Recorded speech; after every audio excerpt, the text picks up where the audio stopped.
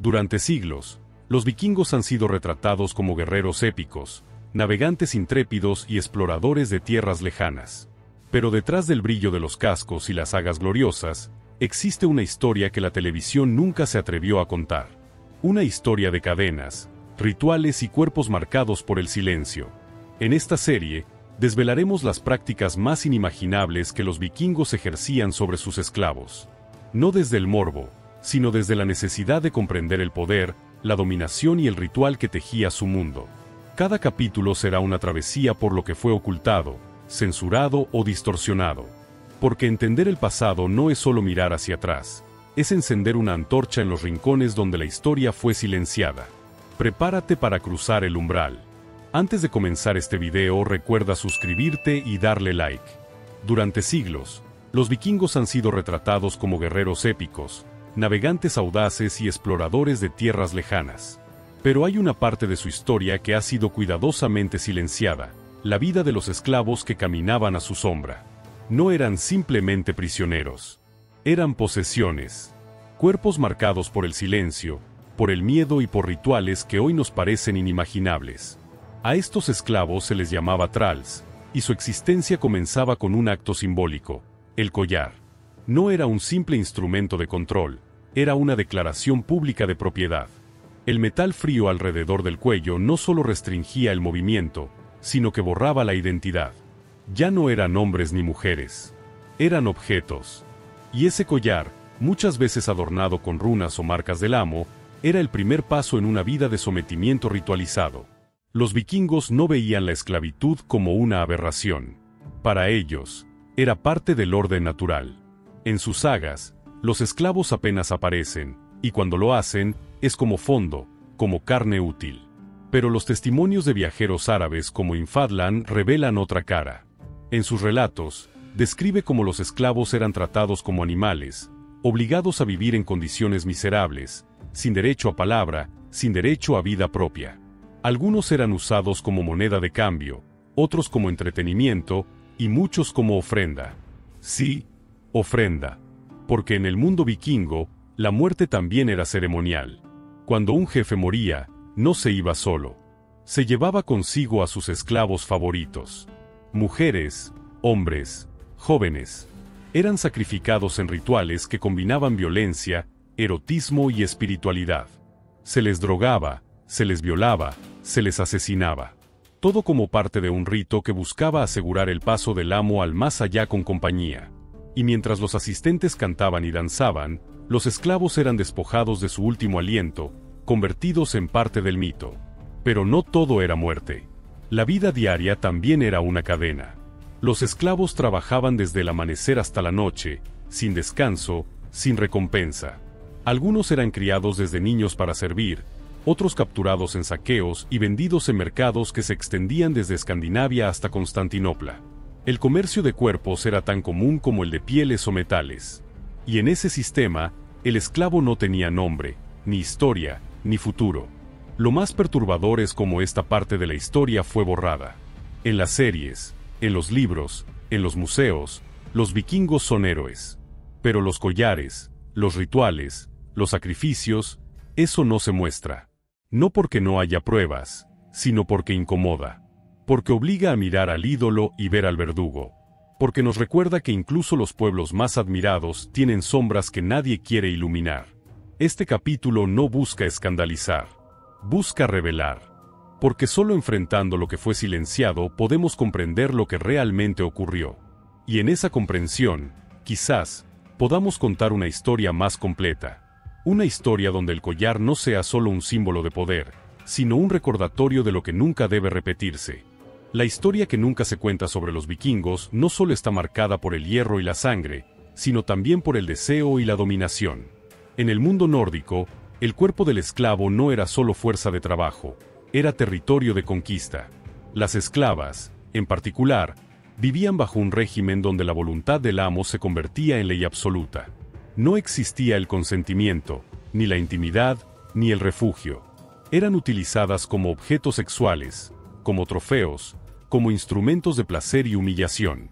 Y lo más perturbador es que muchas veces, estas prácticas no se escondían, se ritualizaban. Fadlan, cronista árabe que presenció costumbres vikingas en el siglo X, describe escenas que hoy nos estremecen. En sus relatos, las esclavas eran exhibidas, tocadas, violadas públicamente como parte de ceremonias que mezclaban erotismo, poder y espectáculo. No era solo una muestra de dominio físico, era una afirmación simbólica. El amo no solo poseía el cuerpo, sino también el alma. El cabello cortado, la ropa sin teñir, la mirada baja, cada detalle era parte de un lenguaje de sometimiento. Y en ese lenguaje, el deseo no era humano, era ritual. Un acto que reforzaba jerarquías, que convertía la intimidad en teatro de poder. Pero el dominio no terminaba en la cama. En el mundo vikingo, la muerte también era una extensión del control. Cuando un líder moría, no se iba solo. Se llevaba consigo a sus esclavos más cercanos, especialmente a las mujeres que habían sido parte de su vida. El sacrificio humano era parte de la ceremonia funeraria. No como castigo, sino como ofrenda, como continuidad. Las esclavas eran drogadas, adornadas, violadas y finalmente asesinadas en rituales que buscaban asegurar que el amo tuviera compañía en el más allá.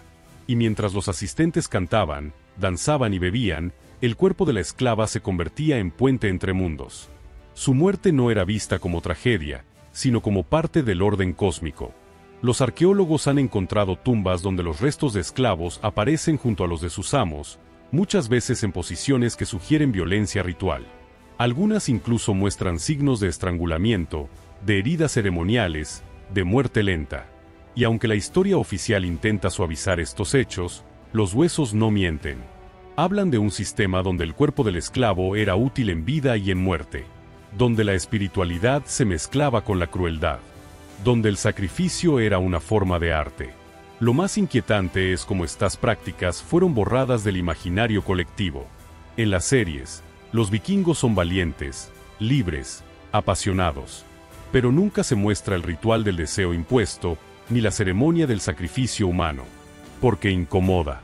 Porque obliga a mirar al héroe y ver al verdugo. Porque revela que incluso las culturas más admiradas tienen rincones oscuros que nadie quiere iluminar. Este capítulo no busca escandalizar. Busca recordar. Porque detrás de cada saga gloriosa hay cuerpos que no tuvieron voz. Y al contar sus historias, no solo revelamos lo que fue ocultado, también honramos lo que fue silenciado. Porque la verdad, por más cruda que sea, siempre merece ser contada.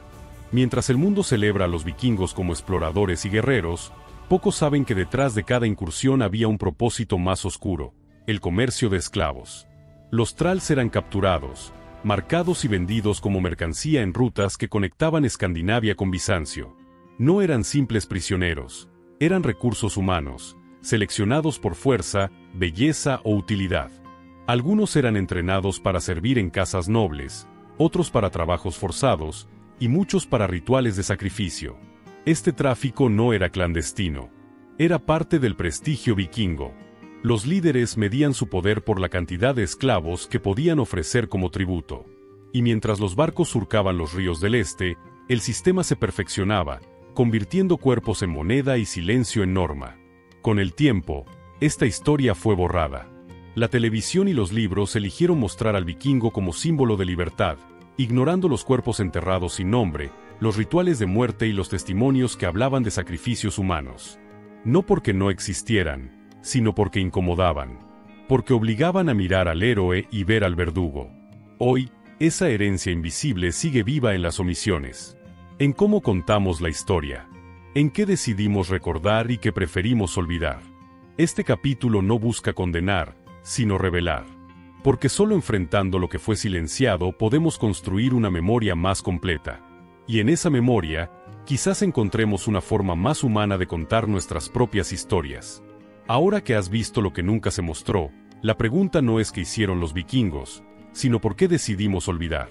La esclavitud en la era vikinga no fue un accidente ni una nota al pie, fue un sistema ritualizado, brutal y profundamente simbólico. Y aunque los relatos oficiales la borraron, los huesos enterrados, los testimonios extranjeros y los silencios heredados siguen hablando. Este viaje no busca condenar ni glorificar, sino revelar. Porque solo cuando enfrentamos lo inimaginable, podemos comprender lo humano. Y en esa comprensión, Quizás encontremos una forma más honesta de contar nuestras propias historias.